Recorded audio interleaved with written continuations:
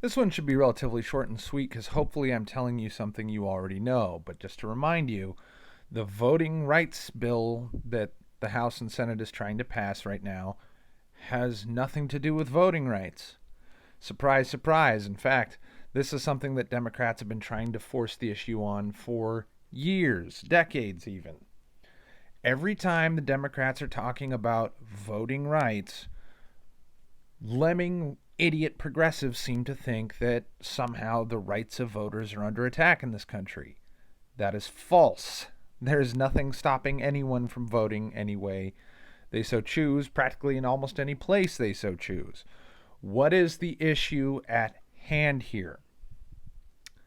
The Democrats are trying to protect their ability to commit widespread, every 2 years, massive voter fraud.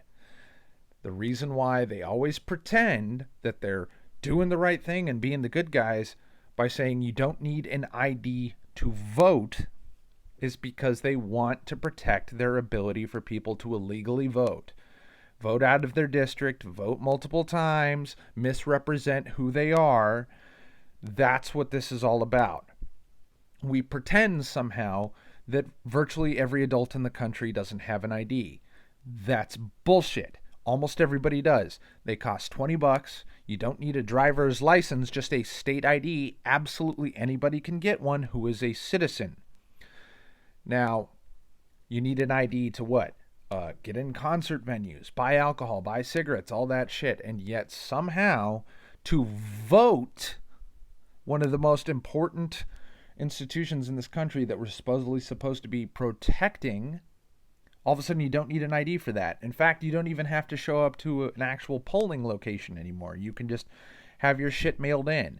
And if you think people aren't out there knocking doors and collecting and printing out mail-in ballots for senior citizens, old people, and they find anybody on a voter roll who might not be around or didn't request one, but they're there, so they request one, they fill it out for them. You don't think that isn't happening every single time? You don't think that didn't happen like fucking crazy in 2020? You're stupid. Okay? We don't really have particularly fair elections in this country, and now we're at a level that would make a lot of third world dictatorships blush. Ask any other civilized country on the fucking planet why they don't do mail-in voting, and they'll tell you because it's fraudulent every fucking time. It's illegal in most of the fucking Western world. Literally illegal to do mail-in voting. Okay? So no, this has nothing to do with rights. And you'd think a bunch of Democrats who pretend to be hip and go like, oh yeah, I didn't fall for the Patriot Act just because they named it the Patriot Act. You fall for fucking every bullshit name that Democrats ever stamp on one of their pork barrel spending, fucking annihilate the economy, bullshit, fucking corrupt, horseshit bills. You're stupid, you're ignorant, you don't pay attention, you don't know anything. If you knew first fucking thing, if you knew politics or civics 101, you wouldn't be a Democrat. Why do you think that they need to mass import immigrants from Haiti and from North Africa and from the Middle East and from Mexico and the Caribbean and fucking literally everywhere? Why do you think they need to mass import people? Why do you think they need to get rid of educated white people? Because educated white people vote Republican. Period. That's why they need to replace us. But in the meantime, since they can't, they're trying to slam through this bill because they know there's not a chance in hell that the Supreme Court, that is slow as shit, will review a case on this bill and, of course, strike the fuck out of it, destroy it, annihilate it because it's super mega fucking unconstitutional and hyper illegal, but that they wouldn't get around to it until after 2022. Now, they have definitely done a very good job of fortifying, quote unquote, wink, wink, wink, their position in the Senate and the House right now. Of course, unfortunately for them, Joe Manchin, who everyone's like, how is Joe Manchin a Democrat? Well, he's kind of a Democrat. He's in a fucking super mega red state, so he's, of course, acting like a Republican. And Christian Sinema is also in a fairly red state. doing her best to pretend to be a Democrat while trying to keep her fucking seat despite being an unprincipled, complete fucking conniving cunt who is neither a rhino nor a dino, but just somebody who's doing whatever they can to do a balancing act in a kind of reddish, borderline purple state like Arizona. That's why you Democrats are having this problem in the Senate, why you can't get anything done. Because you technically only have a 50-50 split in the Senate, and two of the Democrats aren't interested in doing your mega corrupt, ridiculous psycho bullshit.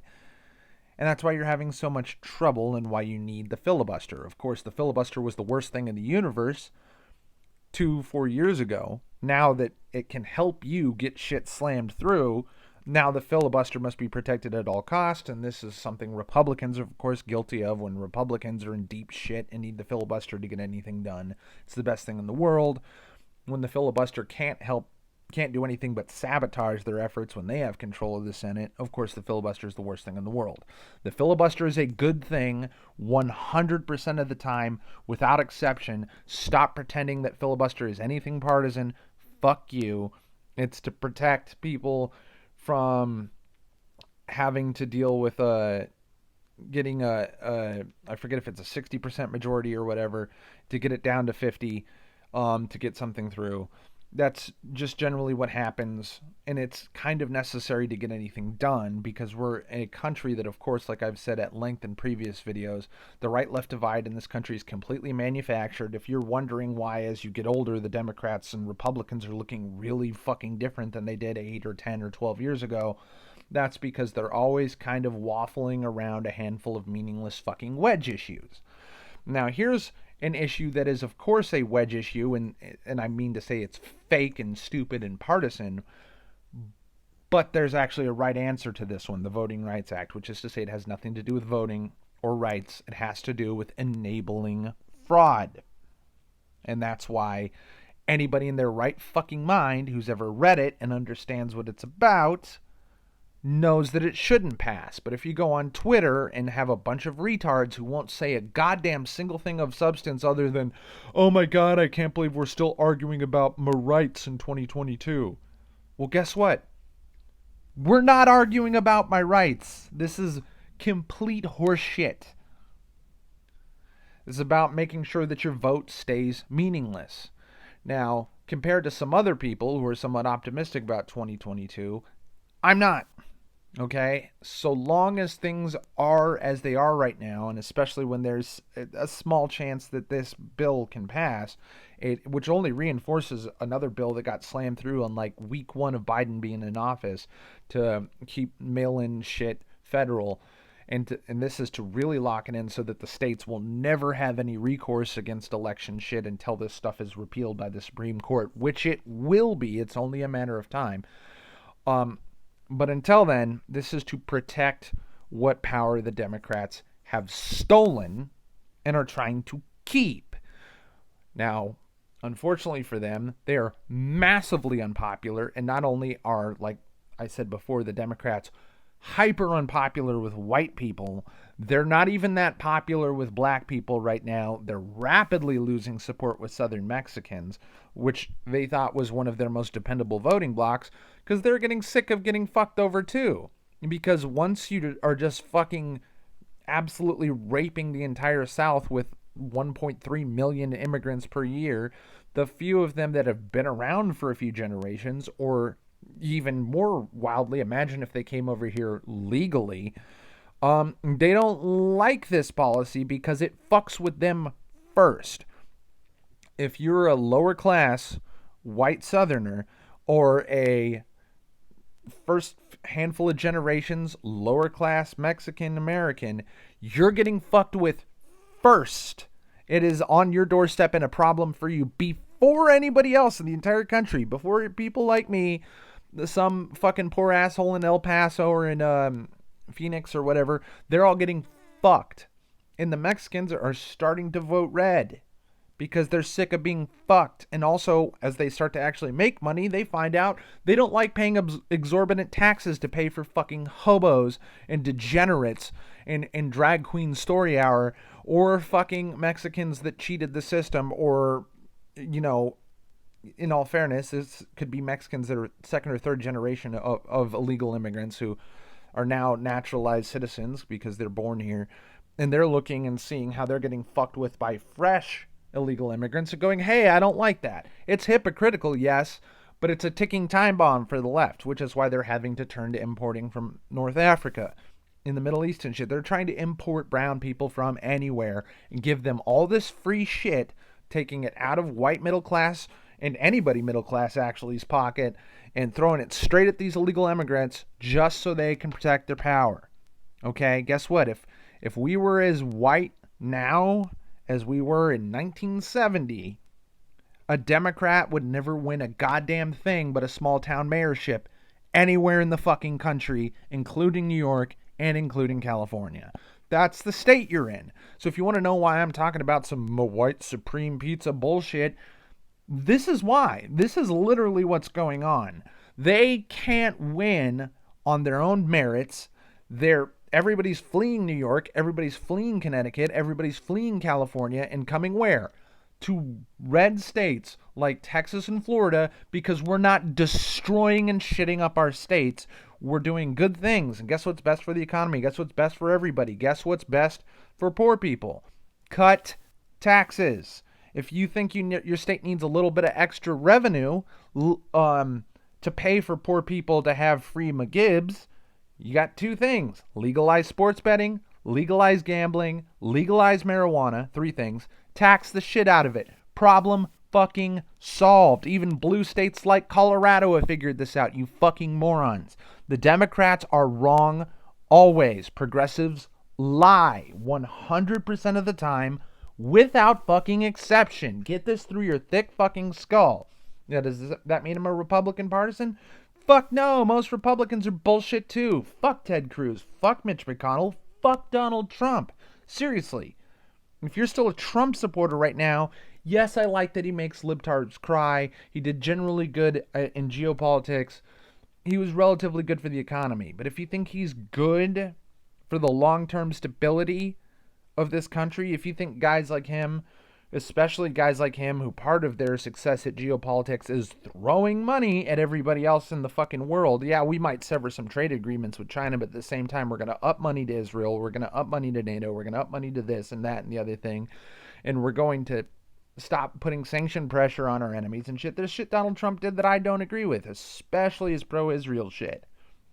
Okay, and he cucked to big business and kept giving subsidies to some of the people who shouldn't be getting them, like oil companies and big pharma. But everybody's protecting big pharma. Is anybody going to bat against big pharma? One of the biggest lobbyists in the fucking country, bar none? No, nobody's doing anything about that. Ever. Not Republicans, not Donald Trump. Nobody's on your side when it comes to some of these issues. So why don't you think about what actually affects your life instead of what you've read on Twitter or fucking Parler or wherever the fuck you're getting your partisan news from. Think about what shit you actually care about and then look at the actual fucking voting record of your constituent. And you may find yourself in a place where the Democrats are completely psychotic and the Republicans are cucked as fucking nobody's on your side. And you're going to be seeing that all around the country. So if you pay attention, you're going to start to realize that nobody's actually on your side. You're always in a lesser of two evil situations, and sometimes you're picking between Beelzebub and Satan, okay? And this should alarm you. Okay, that's what a realistic, sane, politically educated look at politics looks like. Okay? Libtards crying is nice, but Republicans are not your friends, and Democrats are your mortal fucking enemies, okay? You're in trouble. This whole country's in trouble. And by the way, what's my political advice to you? Buy a gun for your own protection and start stocking up on non-perishable foods. Start stocking up on paper goods. Start stocking up on virtually anything. Get a deep freezer and put the good meat in it. Prices are about to go up, inflation's about to fuck the economy, and the recession is going to be a depression. It's going to be extremely bad for the next 5 years, and a bunch of Republicans getting in 2022 is not going to stop it. We are in deep shit right now, okay? So that's your political outlook right now. Deep fucking shit. Nobody's your friends. You're fucked. You're completely fucked, okay? So pay attention and take care of yourself, Okay? Save money. Don't spend on stupid shit right now. Do not go out being Marvel movies. Don't be buying Funko Pops, you stupid lame ass motherfucker. Start protecting yourself. Shit's about to get bad.